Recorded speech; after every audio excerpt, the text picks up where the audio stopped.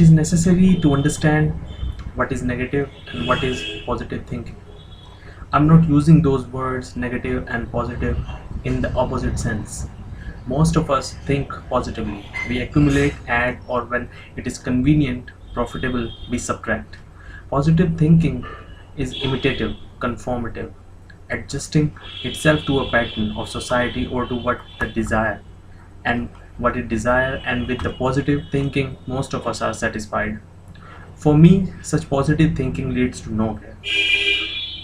Now, negative thinking is not the opposite of the positive thinking. It is quite a different state, a different process, and I think one has understood that clearly before we can go further. Negative thinking is to denude the mind totally. Negative thinking is to make the brain, which is repository of reactions, quiet. You must have noticed that the brain is very active, constantly reacting. The brain must react, otherwise it dies. And it is reaction, it creates positive processes, which is called positive thinking. And these are defensive, mechanical. If you have observed your own thinking, you will see that what I am talking about is very simple. It is not complicated. It seems to me that the primary thing is that the brain to be fully aware, to be sensitive without reacting. And therefore, I feel it is necessary to think negatively. We may be able to discuss this further later, but if you grasp this, you will see that the negative thinking implies no effort, whereas positive thinking does implies effort. Effort being conflict in which involved achievements, suppressions, and denial. Please watch your own mind in this operation, your own brain at work. Do not merely listen to my words. Words have no deep significance. They are used merely to convey, to communicate. If you remain at your verbal level, you cannot go very far. So all of us, through education, through culture, through the influence of society, religion, and so on, have very active brains.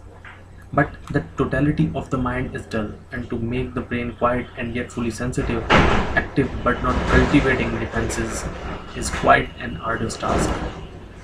As you will know if you have gone into it at all, and for the brain to be tremendously active but totally quiet involves no effort.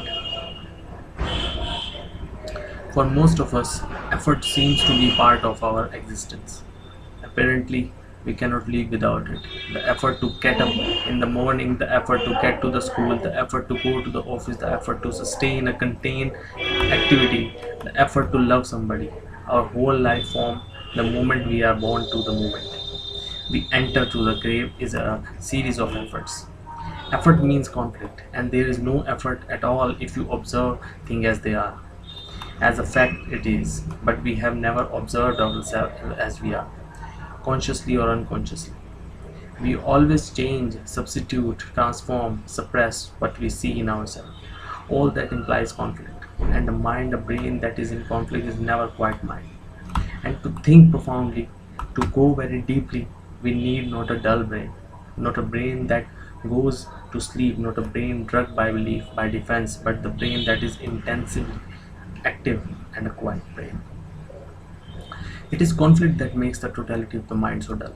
So we are all going to this question of meditation if we are to enter profoundly into life. We have from the beginning to understand conflict and effort. If you have noticed, you will know that our effort is always the achieve, to become something, to be successful, and therefore there is a conflict and frustration with this misery, hope, and despair, and that which is in conflict all the time becomes dull.